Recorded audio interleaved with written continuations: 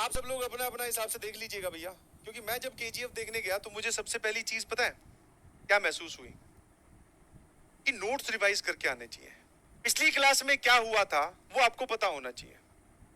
अब मैं वहां जाके बैठ गया और वो जो केजीएफ चैप्टर 1 थी वो बहुत पहले देखी थी। गरुड़ा, फिर मगधीरा, फिर अधीरा, पता नहीं कौन कौन आए जा रहे।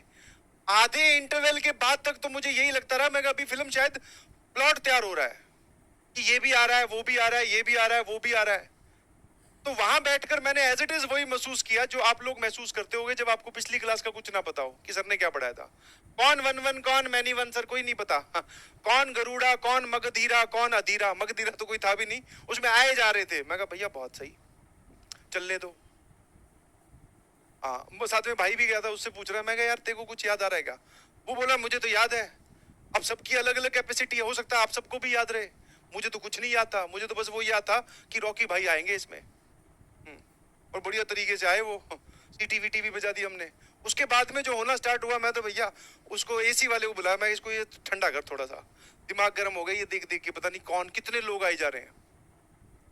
ठीक है, तो नोट्स रिवीजन वेरी जरूरी है। मुझे पहले पहले एक बार लगा था कि केजीएफ चैप्टर 1 देखने जा रहे हैं तो क्यों ना चैप्टर 2 देखने जा रहे हैं तो चैप्टर 1 थोड़ा रिवाइज कर लिया जाए। नहीं, मैं तो ऐसे मूवी तो है, समझ में, जब मूवी नहीं समझ में आ सकती तो ये तो भैया बहुत भारी काम है। ठीक है, हाँ कुछ लोग ये भी बोलेंगे सर हम तो समझ गए थे सारा कुछ। बहुत बढ़िया। दूसरी उसमें जो सबसे इंपॉर्टेंट चीज बात पता चली वो ये है कि अपने पेरेंट्स से किया गया प्रॉमिस कितना सीरियसली आप ले सकते हो। समझ में आया? वो सारा खेल उस एक स्टेटमेंट का तो है, माँ मैं तेरे कदमों में सारा दुनिया का जो सोना है वो लाके रख दूंगा। फिर उसके बाद में तो रॉकी भाई ने सबका बैंड बजा रखी थी पूरे चैप्टर में, है ना। हाँ, तो दैट मीन्स कि वो अपने पेरेंट्स को बोली गई बात कितना सीरियसली ले रहा है। ठीक है, तो वो तुम्हारे लिए सीखने वाली बात है। जो भी आपने अपने पेरेंट्स को प्रॉमिस किया, चैप्टर बन जाओ, चैप्टर लिख दो अपना खुद का। ठीक है, आया ना। तान्या चैप्टर 1। ठीक है, फिर और कौन है? अंकित चैप्टर 1। ठीक है, चैप्टर जल्दी से निपटा देना अपना, कहीं पता चला फिर हमारे पास मौका ना रहे। तो जो भी आपने अपने पेरेंट्स से प्रॉमिस किया है उसको फर्स्ट प्रायोरिटी पे रखिए प्लीज, फर्स्ट प्रायोरिटी, सारी चीजें उसके बाद में। ठीक है, वो उसमें और सीखने वाली बात है। और एक्शन तो जोरदार था ही। कहीं कहीं पे बीच बीच में ऐसा लगा मुझे, मतलब एक ऐसा होता है ना कि कई कई बार ऐसा होता है कि मूवी की बहुत तगड़ी हाइप बनी हुई है पर आपको वो ज्यादा खास लगे ना, तो आपको अपने पे डाउट होता है यार कुछ गड़बड़ है क्या। तो मुझे वो देख के एक बार मुझे डाउट तो हुआ, मैं कहा यार ये कॉन्सेप्ट ही रिवाइज नहीं करके आया था, ये कुछ समझ में नहीं आ रहा। और ये समझ में नहीं आ रहा तो लोग तो कह रहे हैं बहुत अच्छी मूवी है, तो फिर हो सकता है मैं ही नहीं पढ़ के गया हूं, मैं ही चैप्टर नहीं देख के गया पहले वाला। ठीक है, तो नोट्स रिवाइज करके आओ, अपने पेरेंट्स से किया गया प्रॉमिस फर्स्ट प्रायोरिटी पे रखिए। और जिस भी काम में उतरो, तीसरी सीख, जिस भी काम में उतरो उसके नंबर 1 बन जाओ। ठीक है, तो अभी आप पढ़ाई में उतरे हो तो जो भी तुम्हारे आसपास में गली मोहल्ले वाले जो सो कॉल्ड टॉपर्स है ना, जिसको देखकर तुम्हारे पेरेंट्स या रिलेटिव तुम्हें एग्जांपल देते हैं कि जैसा पढ़ाई कीजिए, तो उनको हटा दीजिए गेम से। जिस भी गेम में उतरे हो, या तो देखो किसी काम को हाथ में लो मत।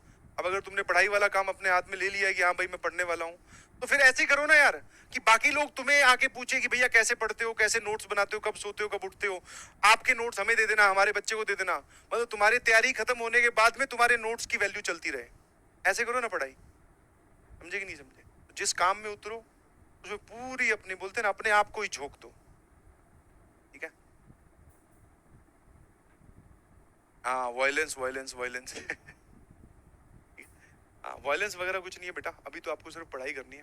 हाँ, और जब आप अपने आप को जब इन सब रियलिस्टिक चीजों में अपने आप को इंडल्ज करते हो और आपको जरा सा भी कहीं पे अपने आप में पॉजिटिव चेंज दिखाई दिया ना, मैं इस बात की गारंटी दिलवा सकता हूं कि उस टेबल से तुझे उठाने पर भी तू नहीं उठेगा। समझ में आया? अभी तो आपका उस टेबल पे बैठने का मन नहीं होता ना।